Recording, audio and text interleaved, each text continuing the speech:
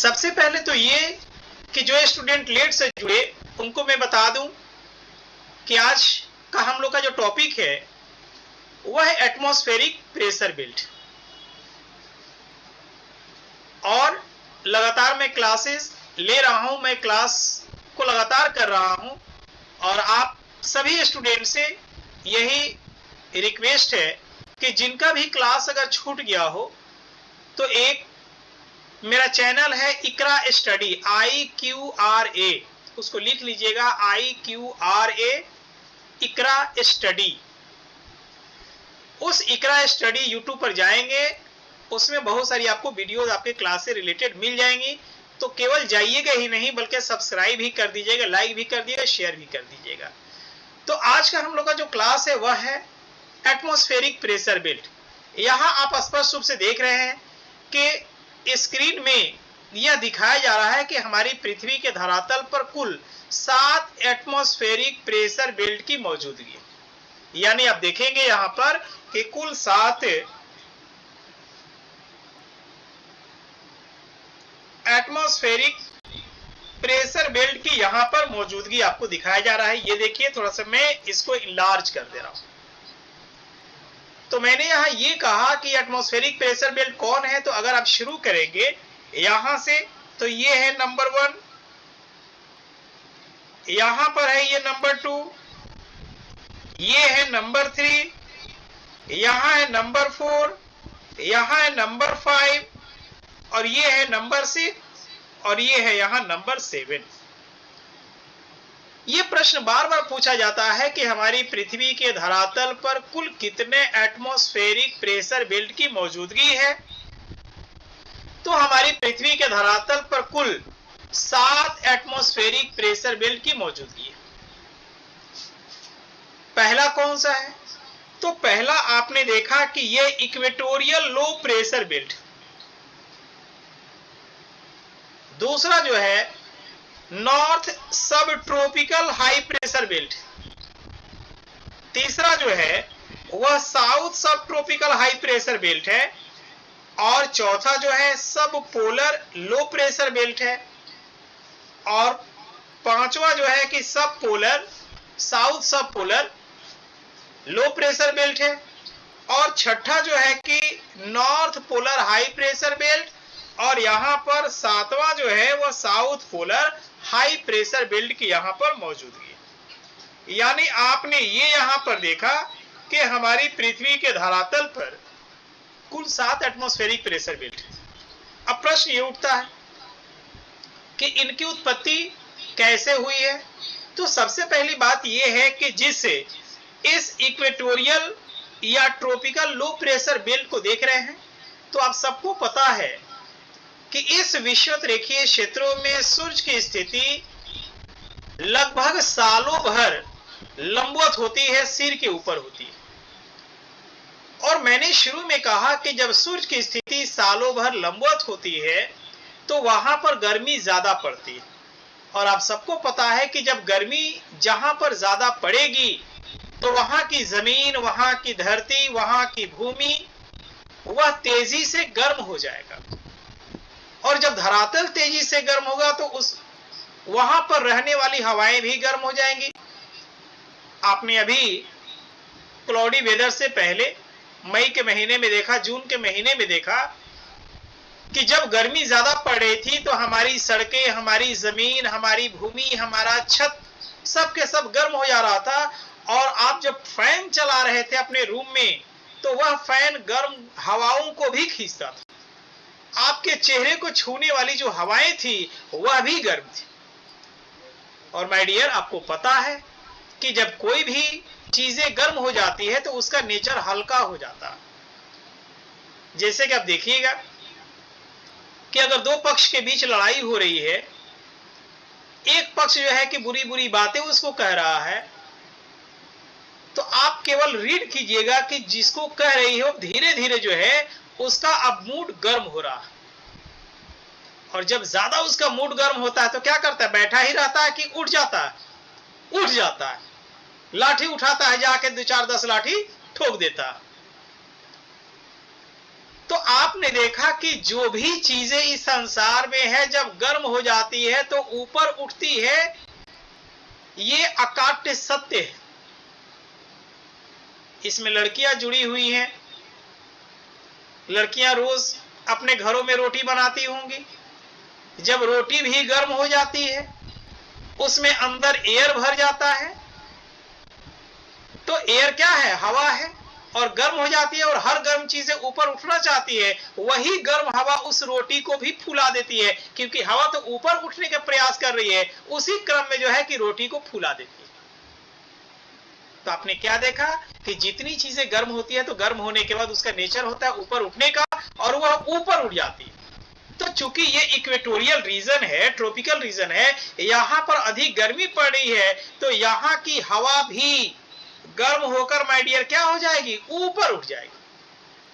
तो जैसे ऊपर उठ जाएगी यहां की हवा, तो ये जगह खाली हो जाएगी कि भर जाएगी? खाली हो जाएगी। और कोई चीजें खाली हो जाती है तो खाली स्थान को लो कहा जाता है, LOW, लो, खाली हो जाना।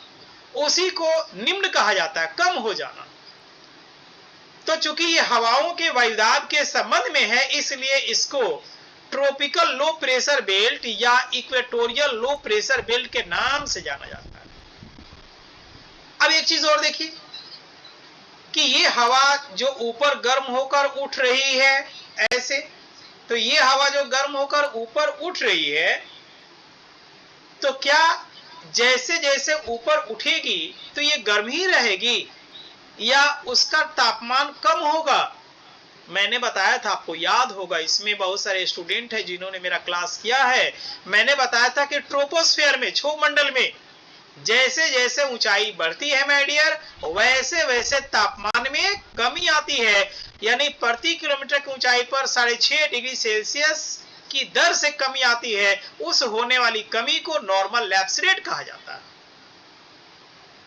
और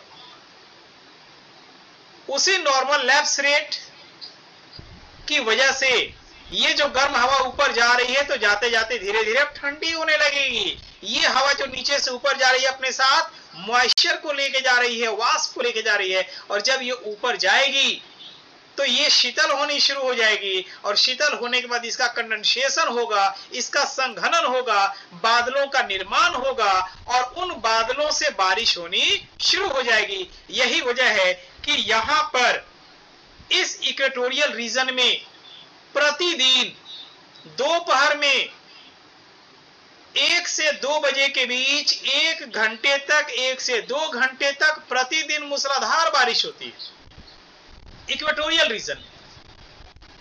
तो जो हवा बारिश कर दी, लेकिन वो हवा क्या हो जाएगी? 2 दिशाओं में मुड़ जाएगी। यानी यहां से आप देखिए कि ये जो हवा गर्म होकर ऊपर उठी थी, ये हवा अब ठंडी होकर आकर यहां पर गिरनी शुरू हो जाएगी। तो जहां पर ये हवा अब गिरनी यहां पर शुरू हो रही है, तो वहां पर हवा भर रही है, यानी कि ये हवा ऊपर उठी है, ऐसे 2 दिशाओं में बटी और ऊपर से नीचे यहां गिरनी शुरू हुई। तो जहां पर ये हवा नीचे गिरेगी, तो जिस स्थान पर गिरेगी वहां पर खाली नहीं होगा, बल्कि वहां पर भर जाएगा। तो जहां पर हवाएं भरेंगी, हवाओं का प्रेशर बढ़ेगा, तो उसको हम लोग कहेंगे HP, यानी हाई प्रेशर। जैसा कि आप देखिएगा यहां पर लिखा हुआ है हाई प्रेशर। तो ये हाई प्रेशर का क्षेत्र है। जैसे आप देखिएगा कि अगर आप अपने साइकिल में, अपने बाइक में, अगर आप क्या करते हैं, हवा डलवाते हैं, तो जब हवा कम रहता है तो कहते हैं कि कम हवा है, लेकिन जब हवा बढ़ जाता है तो उसका दबाव बढ़ जाता है, कहते हैं कि प्रेशर बढ़ गया, हवाओं का प्रेशर अधिक हो गया। तो आप क्या करते हैं, तब स्टॉप कर देते हैं। तो जहां पर ये हवा गिर रही है, जहां पर हवा जा रही है, वहां पर प्रेशर को बढ़ा देगा। यही वजह है कि यहां पर हाई प्रेशर का निर्माण हुआ है। जो क्रॉस क्रॉस करके लिख दिया हुआ है वहां पर हाई प्रेशर का निर्माण हुआ है। और चूंकि ये उत्तरी गोलार्ध में हो रही है, इसलिए इसको नॉर्थ सब ट्रॉपिकल हाई प्रेशर बेल्ट कहा जाता है। और ठीक इसके अपोजिट यहां पर ये साउथ सब ट्रॉपिकल हाई प्रेशर बेल्ट है, और यहां भी हवाएं ऊपर से नीचे की ओर उतर रही हैं। तो आपने तो देखा कि यहां पर, आपने देखा कि यहां पर ये लो प्रेशर बन गया, यहां पर यहां हाई प्रेशर क्यों बना, यहां पर हाई प्रेशर क्यों बना? तो जहां लो प्रेशर बना वहां की हवाएं ऊपर उठी, जहां हाई प्रेशर बना है वहां पर हवाएं ऊपर से नीचे उतर रही हैं, इस वजह से वहां पर हाई प्रेशर बना। अब एक महत्वपूर्ण बात कि यह जो ध्रुवीय क्षेत्र है, आप देख रहे हैं कि ये जो दोनों ध्रुवीय क्षेत्र है नॉर्थ पोल के पास और साउथ पोल के पास, तो इस ध्रुवीय क्षेत्र में आपको पता है ना माय डियर कि यहां पर सूर्य की किरणें सालों भर तिरछी पड़ती हैं, और तिरछी किरणें जब पड़ती हैं जाड़े के दिनों में, याद रखिए कि जाड़े के दिनों में हम लोग को ठंडी इसलिए लगती है क्योंकि सूर्य की किरणें वहां पर तिरछी हमारे भारत में पड़ती है, और जिसकी वजह से हम लोग जनवरी फरवरी के महीने में हम लोग कंबल रजाई जैकेट का इस्तेमाल करते हैं क्योंकि तिरछी किरणों के कारण, जबकि उतनी तिरछी नहीं होती है फिर भी हम लोग कंबल रजाई के इस्तेमाल करते हैं। सोचिए कि ध्रुवीय क्षेत्र है, यहां तो जो है कि अत्यंत तिरछी किरणें पड़ती हैं, यही वजह है कि यहां का टेम्परेचर फ्रीजिंग पॉइंट से काफी नीचे होता है। फ्रीजिंग पॉइंट का मतलब होता है 0 डिग्री सेल्सियस, और 0 डिग्री सेल्सियस से काफी नीचे यहाँ का टेम्परेचर होता है, और यहाँ का भी टेम्परेचर होता है, यानी नॉर्थ पोल और साउथ पोल के पास का। तो जाहिर सी बात है जब फ्रीजिंग पॉइंट से काफी नीचे रहेगा तो यहाँ के जो स्थितियां है, जो धरातल है वो बर्फ से ढका हुआ रहेगा, यह भी बर्फ से यहाँ पर ढका हुआ रहेगा। तो जाहिर सी बात है कि बाबू जब बर्फ से ढका हुआ रहेगा तो यहां भी क्या होगा, हवाएं ठंडी होगी, यहां की भी हवाएं ठंडी, और जो ठंडी हवाएं होती है ऊपर नहीं उठती है, धरातल से चिपक के रहती है, और जब हवाएं धरातल से चिपक के रहेंगी तो वह प्रेशर को बढ़ा के रखती हैं, यानी कि दोनों ध्रुवों पर हाई प्रेशर बेल्ट का निर्माण होगा, यानी यहां भी हाई प्रेशर बेल्ट बनेंगे। यानी यहां भी क्या बनेगा बाबू, यहां भी बनेगा हाई प्रेशर बेल्ट, और यहां भी बनेगा हाई प्रेशर बेल्ट यानी एचपी, और यहां भी बनेगा एचपी। तो आपने देखा कि कुल 7 एटमॉस्फेरिक प्रेशर बेल्ट का निर्माण हुआ। किसकी वजह से हुआ, क्यों हुआ, तो यहां पर इसकी पूरी तरह से मैंने आपको मैकेनिज्म को मैंने बताया कि इस प्रक्रिया के तहत जो है यह हाई प्रेशर बनता है और लो प्रेशर बनता है।